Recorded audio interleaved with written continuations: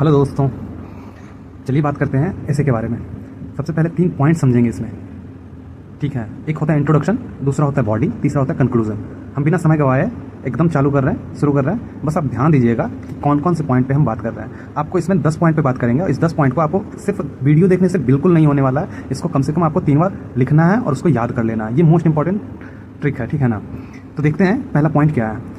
देखो, इंट्रोडक्शन में क्या करना है, किसी का भी इंट्रोडक्शन हो, चाहे पॉल्यूशन पे हो, टेक्नोलॉजी पे हो, टीवी पे हो, प्रदूषण पे हो, या फिर कुछ हिंदी हो या इंग्लिश हो, किसी भी चीज़ में हो, ये हर चीज़ में सेट करेगा, काम आएगा। आपको ये 10 पॉइंट एकदम याद कर लो अच्छे से। चलिए हम शुरू करते हैं। पहला है the topic of ... is one of the most discussed issue today, ठीक है ना, जो कि हर जगह सेट करेगा। जैसे the topic of technology is one of the most discussed issue today, मतलब कि टेक्नोलॉजी का विषय आज सबसे चर्चित मुद्दों में से एक है। इसी तरीके से दूसरा है जो कि नेसेसरी है, ये पूरा पॉइंट लिख देना है, ठीक है ना। क्या है, in this essay I will discuss the causes, effects and possible solution of the issues. तीसरा पॉइंट है it is important to understand the background of topic before forming an opinion, ठीक है। हर हाल में ये सारे पॉइंट आपको याद करना है, सिर्फ देखने से बिल्कुल नहीं होने वाला है भाई। आगे देखते जाइए, ठीक है। आपको 10 पॉइंट का डिस्कस करेंगे इसमें। इसके बाद आता है बॉडी। बॉडी में क्या बात होती है, पहले तो इंट्रोडक्शन कर दिया जाता है, फिर बॉडी में आपको उसका प्रॉब्लम लिखा जाता है, क्या क्या उसमें प्रॉब्लम है उसको समझाया जाता है। थोड़ा सा भी अगर आप पहले से ऐसे लिखे हैं, कभी भी लिखे हैं, इस पर आप दूसरा ऐसे भी बैठा कर लिख सकते हैं। तो ध्यान देते जाइएगा, सारे पॉइंट को नोट करते जाइएगा पॉज कर करके, ठीक है ना। चौथा पॉइंट क्या है, one of the main reason behind this problem. किसी भी ऐसे का प्रॉब्लम लिखना ही है, इस समस्या के पीछे मुख्य कारण क्या है जो लिख देना है आपको।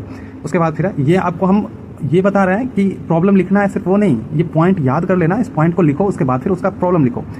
5वां पॉइंट है another important point two consider is, एक और महत्वपूर्ण बात जिस पर हमें ध्यान देना चाहिए। एक ही बात तो नहीं रहेगी प्रॉब्लम में, दूसरा भी रहेगा, वो भी लिख देना है। छठा है for example according to a recent report, अगर कोई डाटा आपको पता है उसके बारे में तो वो उसमें आप डाल सकते हैं। This is not only affect individual but also society as a whole, ठीक है ना। यह केवल व्यक्तियों को नहीं बल्कि पूरे समाज को प्रभावित करता है। एकदम इंपॉर्टेंट है, सारा याद करते जाइए और लिखते जाइए, पॉज कर करके लिखिएगा और सारा याद भी करते जाइएगा। ये सारा पॉइंट आपको लिखने में आएगा। लास्ट पॉइंट आ जाता है कंक्लूजन। कंक्लूजन में क्या डालना है, कंक्लूजन जैसे ही स्टार्ट करिएगा, स्टार्टिंग में ही लिखिएगा to sum up this issue need serious attention from all section of society.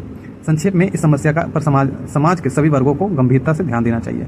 9 point है if proper step are taken this problem can be controlled as a great extent.